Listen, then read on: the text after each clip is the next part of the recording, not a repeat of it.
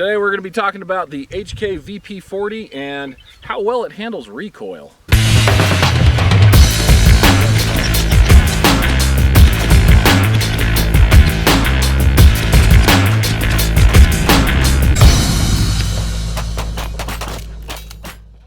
Hello everybody, Sean Burrows here from the HK shooting team, here to talk to you today about the quiet giant of HK's popular striker fire polymer frame pistol line from the VP series, the VP40. Now, I know there are a lot of you out there that prefer to have a little bit more oomph to your cartridge and also want it in a striker fire package, but I'm getting a lot of questions from folks on social media asking me, how is the felt recoil on a polymer frame pistol? You want the striker fire, you want the HK, you love the reviews of the VP9, you even like the way it feels in your hand, and boy does that factory trigger feel good. But how does it feel in 40 Smith & Wesson? And that's the conundrum for a lot of folks when wanting to carry a 40 Smith & Wesson.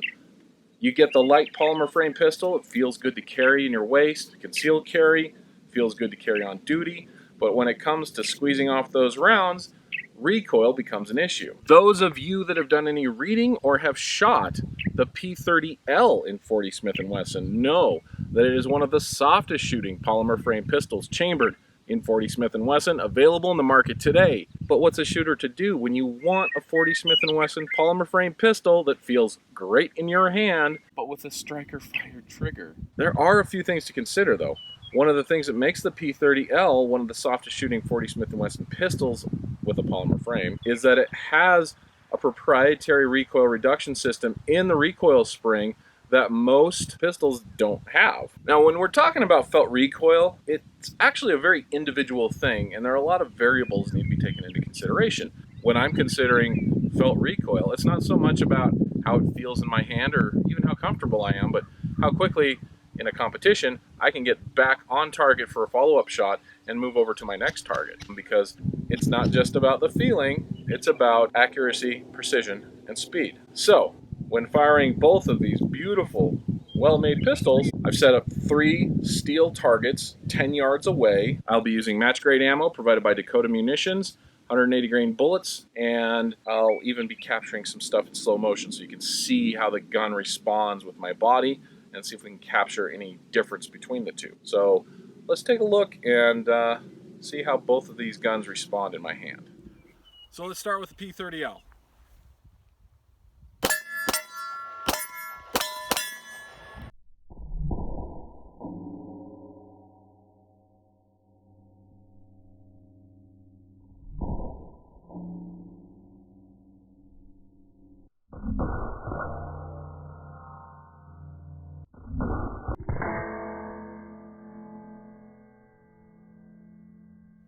So let's give the VP40 a try.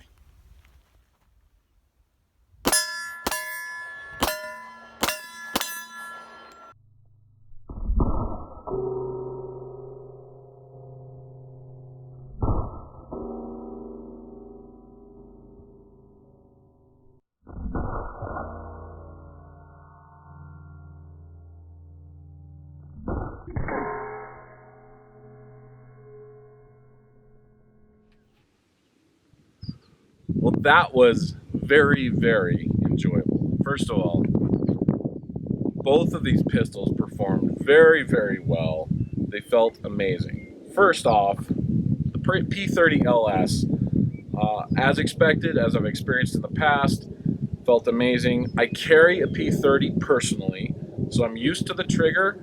I'm used to the way it feels in my hand. I have grip panels set up just like I do on my carry pistol. Last season I competed with the P30L chambered 9mm, so everything about this gun felt very familiar to me. So it performed very well and it felt very at home. The VP40, I'm not used to the striker fire trigger. It's a very different trigger. It breaks much more crisply. It's not as progressive in the way it breaks. So that felt differently in the way I executed each one of my shots. However, that did not change in the way the gun recoiled in my hand.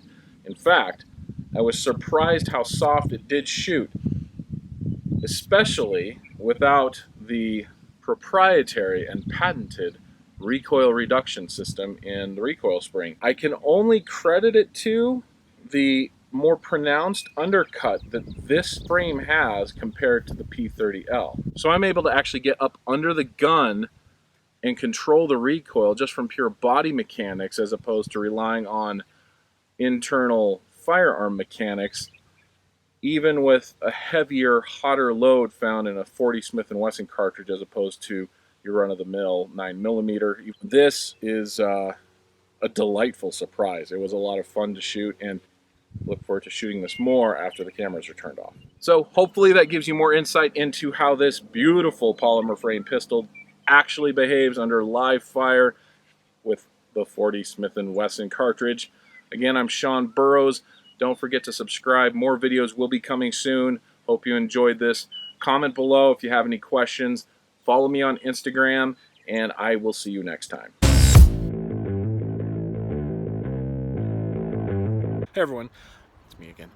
Obviously this whole YouTube video thing's kind of a new concept for me, and I have a few more in the cooker just from requests I've received on Instagram. It just seems easier to answer more elaborate questions this way. So if you have other questions that aren't necessarily HK related, let me know and I'll see what I can do. These came from requests. I'm not sitting around thinking, you know what, I think I'll make YouTube videos. It is fun. I want to do more. So if you want more, I'll do more. Let me know. Comment below and we'll see where this thing goes.